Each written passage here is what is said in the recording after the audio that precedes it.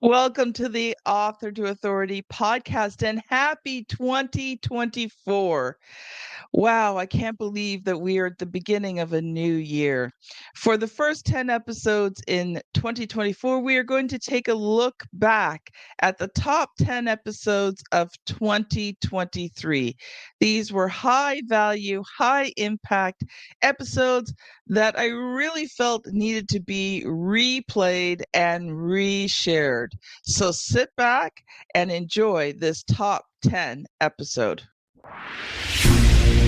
You are an entrepreneur, a professional, a speaker, or a coach.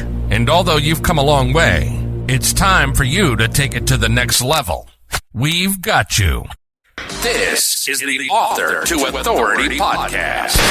We'll help you use authority and influencer marketing to build your business stronger and faster by publishing a book. You'll hear from guests that are thought leaders in sales, marketing, networking, communication, social media, promotion, and business leadership. Let's do it. This is the Author to Authority podcast. And now your host, the extraordinary word ninja, Kim Thompson-Pinder. Welcome to the Author to Authority podcast. And if you have ever wondered if you can use YouTube to not only build credibility, but build your business, then you do not want to miss today's episode.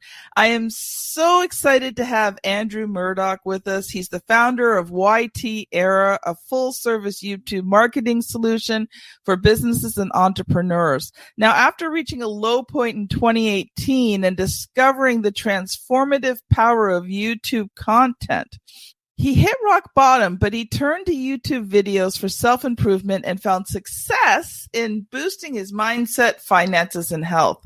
Today, YT Era amplifies the world's biggest solutions by changing the way businesses and entrepreneurs do marketing. Andrew helps entrepreneurs successfully clone themselves to explode their awareness, credibility, authority, reach, influence, and sales by always putting their viewer first. Welcome to the show, Andrew. Thanks so much, Kim. Thanks for having me. I'm excited for today's conversation. You and I had a pre-conversation a while ago, and then scheduling got mixed up and time zones got mixed up, and we are finally here today to have this conversation. So, Andrew, why don't you take a couple of quick minutes, just introduce yourself and share a bit of your business story with us? Yeah, sure, of course. So you hit all the main points, but one of the reasons why people keep inviting me onto their podcast is probably this specific reason, because I think everyone can relate to this. So in 2018, like you said, I was at rock bottom. I was absolutely convinced I was the world's biggest loser. I was. I had just ended a marriage. I was sleeping on an air mattress. I had tons and tons of debt, both mine and my ex's. I absolutely convinced that, I was just miserable, absolutely miserable. And maybe it sounds a little cliche for me to say this, but just because it's cliche doesn't make it any less true at the end of the day, right? I discovered YouTube in a new light. I really did. I became obsessed. And here I am 5 years later, completely transformed, entrepreneur. I got 10 full-time employees, 2 part-time employees, traveling the world as a digital nomad. And when I really look back, I can point to specific YouTube channels. And in some cases, I can point to specific videos that completely changed my life. It sounds cliche, but it's true. I think we all have those moments. For me, it's not been YouTube videos, but for books. There have been books. Obviously, as a publisher, I love to read, but there have been books that have completely changed the way I saw the world. When I started reading like the Go Giver series with Bob Burg and some of the others, 12 Pillars, those books like radically changed my life and my business. So I get it. I totally get it. Yeah. And just to build off of that, even though I'm a YouTube person, I'm a huge book lover myself as well. I don't want to give you the wrong impression. However, because of my lifestyle as a digital nomad and traveling around the globe, paper is heavy. Yeah. So I make a point of never having physical books. And sometimes people give me books as gifts and I'm like, great, thank you. And I read it as quickly as I possibly can, and then either I give it away or I ship back to my mom in Canada because I just don't want to carry books. So I'm a big fan of ebooks and audiobooks, and I'm big fan.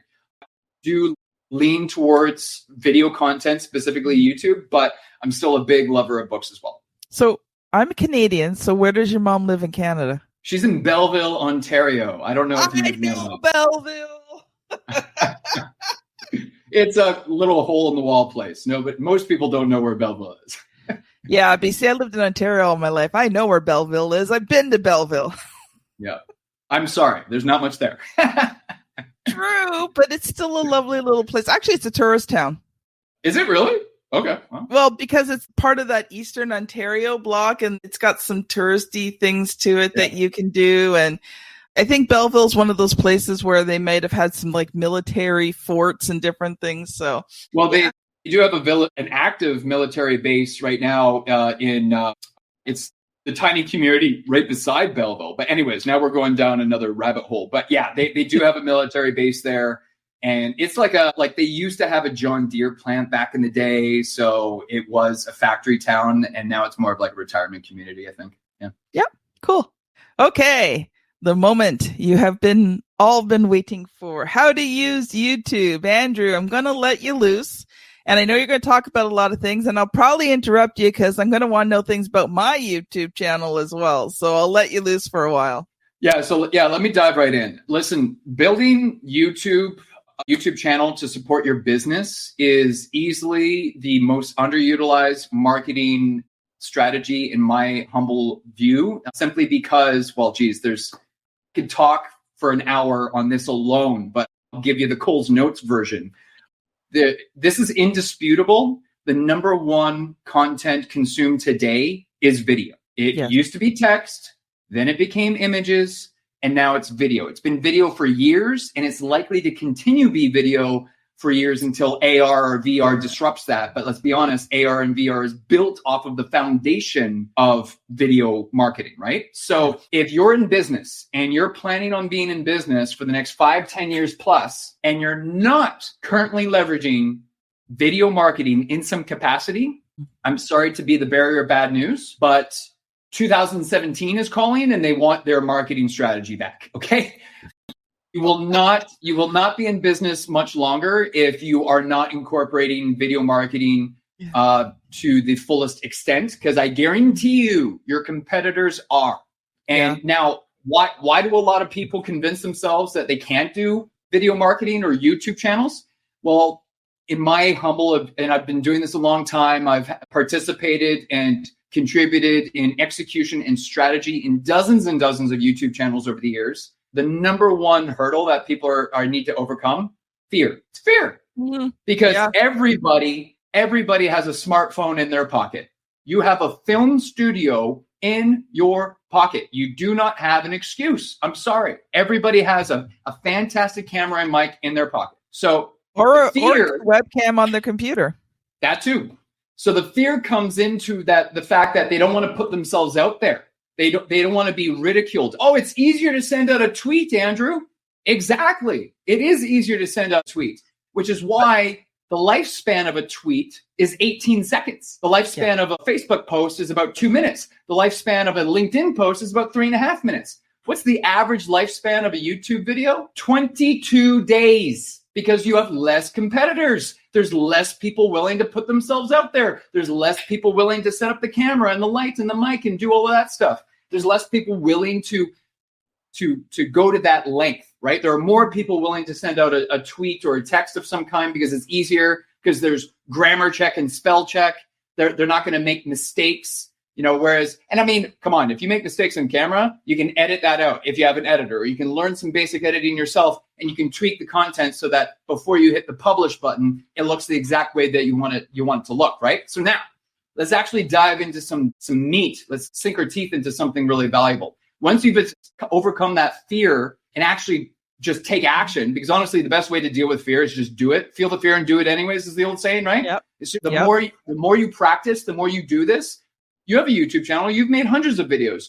I'm sure you're a lot more comfortable with the process now than you were in the first 10 videos. Would you agree, disagree? What do you think about that? Well, let's just put it this way. Most of the videos are from the podcast, and my first few podcasts were not that stunning. Okay. My first few interviews were not that great. And that's what you want.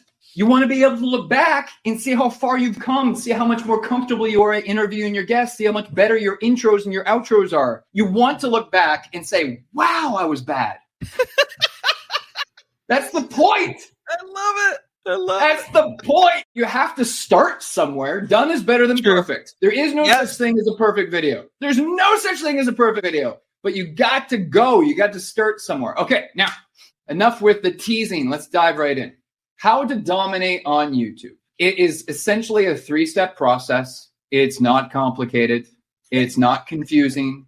It's also not easy. So for you watching this video right now, or for you listening to this podcast right now, this is where you want to take some notes. But I want to let you know this isn't easy. If it was easy, every business would have a successful YouTube channel. It's a simple 3-step process. Step number 1, get the click. How are we going to get the click? It's very simple, 3 things. Topic, title, thumbnail. I don't care if you have the world's best thumbnail and title if you pick a boring topic that no one's interested in.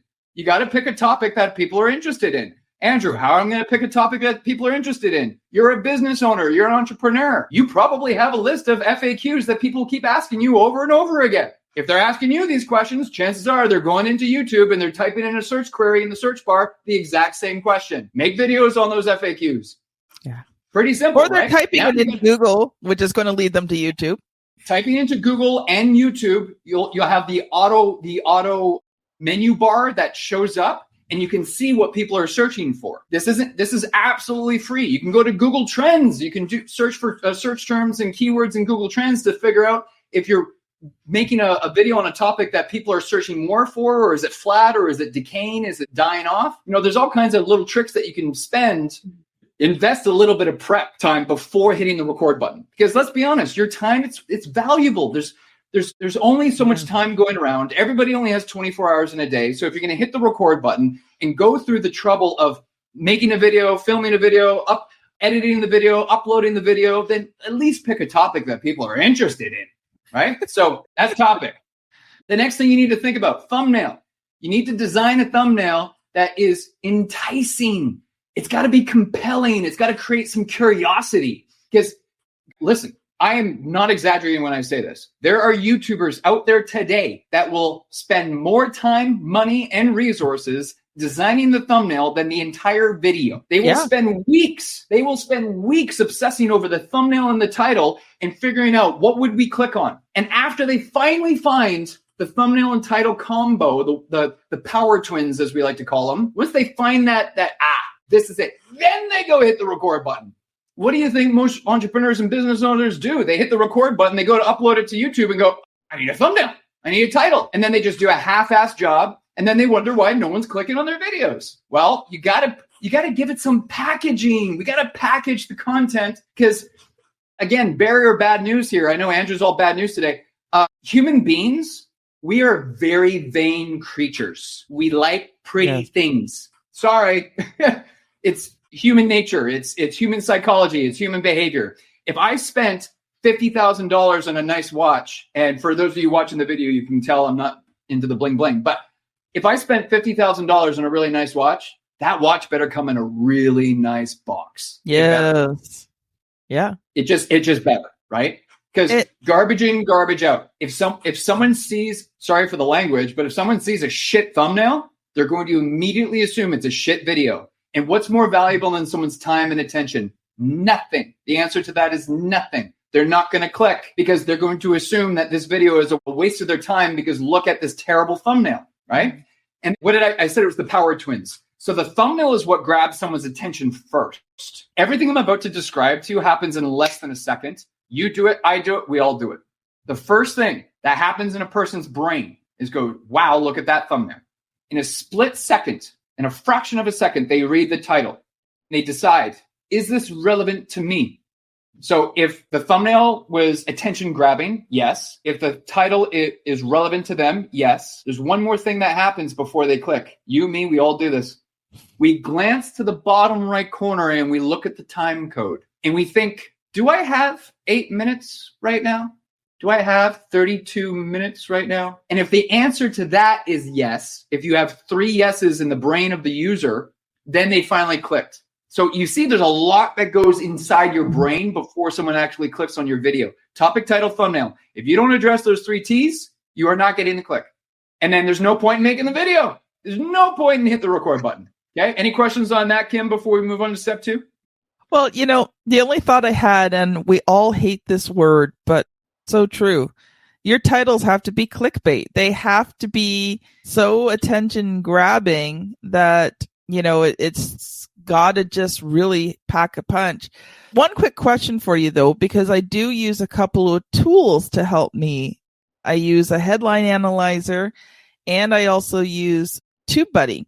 So are those the types of things you would recommend, especially like if you have a base idea of what you want to talk about and you use those tools to enhance them?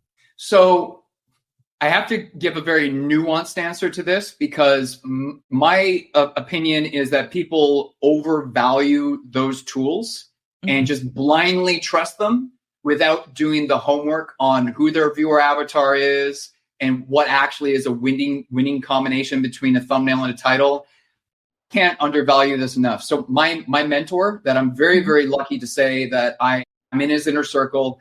He's the GOAT of YouTube marketing. His name is Daryl Eves. Okay. He co-owns Vid Summit with Mr. Beast and Sean Doris. In fact, I'm going to be seeing Daryl in October in Dallas at Vid Summit. Anyways, he has a book called The YouTube Formula.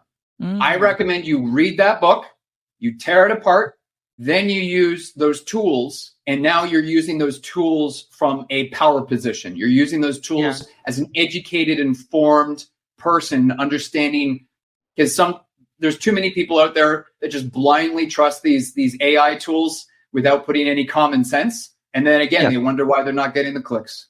Yeah, I completely agree. Like, I think you have to put in the pre-work. Like, I'll usually spend like a fair amount of time working on headlines ahead of time, and then I put them into those tools to enhance. I'm very numbers oriented. So like when I see 60 on a score, it's like, okay, I've got to do something. I've got to get that score up at least to an A. I've got to get it up to an 80. Yeah, I hear you. There's so many ways to optimize videos. And sometimes I very concerned that sometimes people focus on the things that move the needle a tiny amount. I end up like pushing those people and saying, forget that stuff. Focus on the things that are going to move the needle this much, a whole lot more. Because the topic, title, thumbnail, that's what's going to get you a click. Don't worry about, what colors am I using? I don't care what colors you're using. There is a lot of strategy behind color theory. But there are other things that you can focus on that makes the thumbnail a lot more clickable. Like, I'll give you a quick rule of thumb before we move on to step 2, because we got 2 more steps we got to complete here. So make sure if you listen this far much in the episode, you don't want to leave now, because the next 2, and I would argue the 3rd step is actually the most valuable. But before we leave step 1, here's a really quick rule of thumb. If the thumbnail is a negative, worst mistakes ever with like a really sad face or something. If the thumbnail is a negative, that does a really good job of grabbing someone's attention, because the human mind is always on the lookout for danger. That's what our species evolved for. If you're using a negative themed thumbnail, make the title a positive. Best top secrets for blah, blah, blah. Negative thumbnail, positive title, it creates tension. When you create tension and curiosity, you're much more likely to get the click. Okay? So that's step 1. We got a motor now. We got a motor. Step 2. It's this. I can split step. So step 1 was in 3 parts. Step 2 is in 2 parts. We need to compel the viewer to watch the video and watch the entire thing. Why? Watch time. YouTube is a business. If you had an amazing business partner that's helping you make money, then you're going to bend over backwards for that business partner, aren't you? Yes. If you have a lazy business partner, someone who doesn't show up to work on time, doesn't bring any value to the company, doesn't bring in sales, doesn't generate revenue, you're not going to be very motivated to help that business partner, are you? Yeah, exactly. So what I'm asking you to do is be a good business partner to YouTube. YouTube makes money by people watching ads. Duh, right? I know, obvious. So if we compel people to watch our videos longer, then ultimately they end up consuming more ads. Ultimately, YouTube generates more revenue. So that makes YouTube happy. You end up being a good business partner with YouTube, and YouTube will gladly share your videos to that many more viewers that fit your viewer avatar, right? Makes sense. So Yes. how do we get people to watch more videos? Easy. Splits into two parts. One, there is a component that you can't ignore: your on-screen charisma, your on-screen presence. Listen, there's some really easy tricks out there that everyone should be doing. Do something to put yourself in a peak state before you hit the record button. Do some jumping jacks, do some push-ups, put on some music, dance around like an idiot, walk your dog, hug your cat, give your kids a kiss, give your spouse a kiss. Do something to put yourself, because the camera picks that shit up, okay?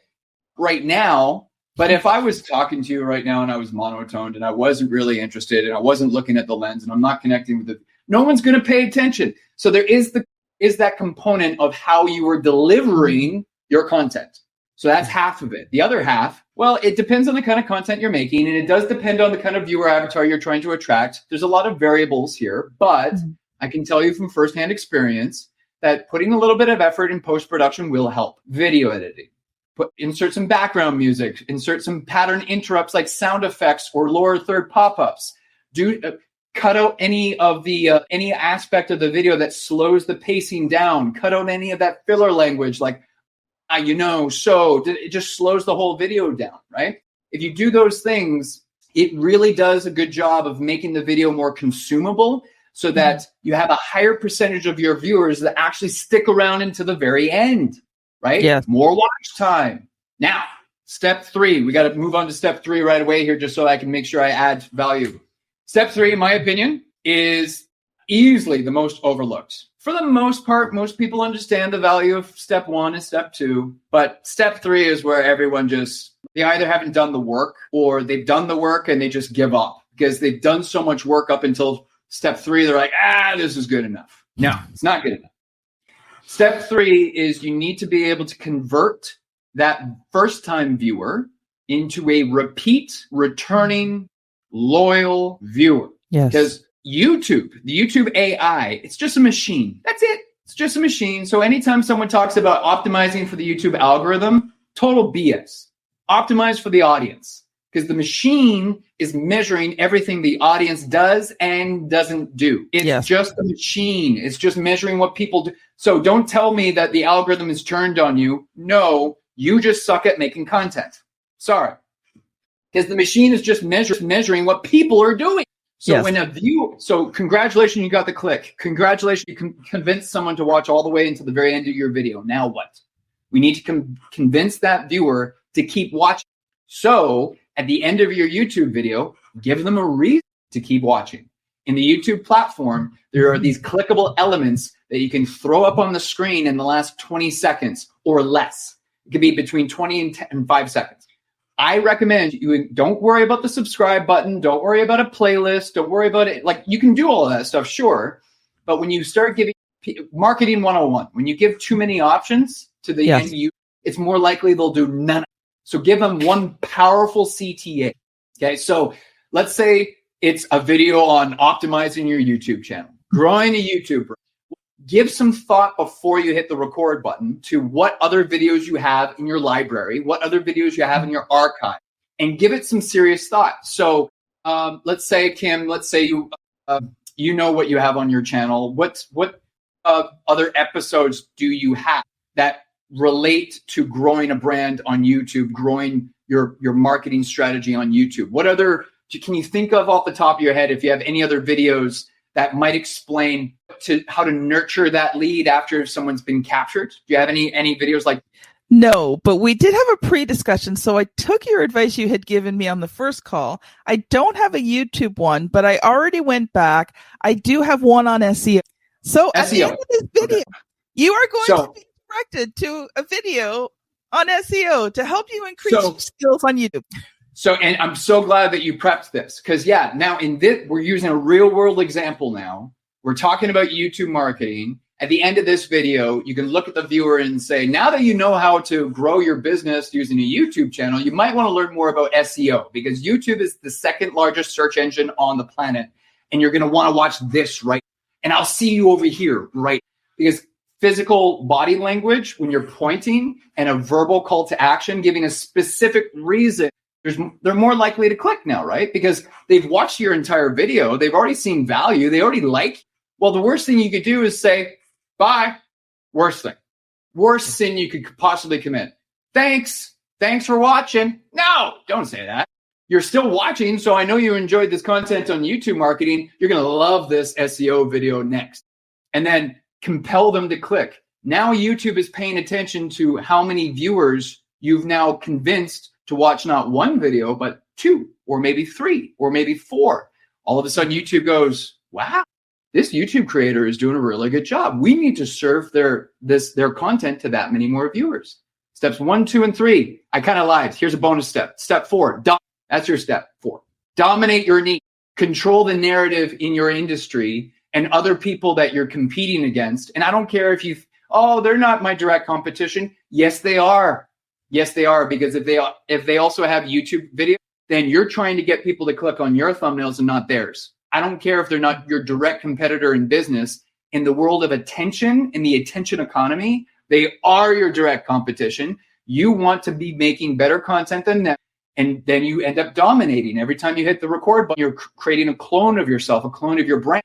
And all things being equal, if you compare your operation against someone else's operation, same business, same clients, same revenue, same everything, one of you has a YouTube channel and the other one doesn't, I'm going to bet on the entrepreneur, the business with the YouTube channel, because they have more clones out there working for them 24/7, 365.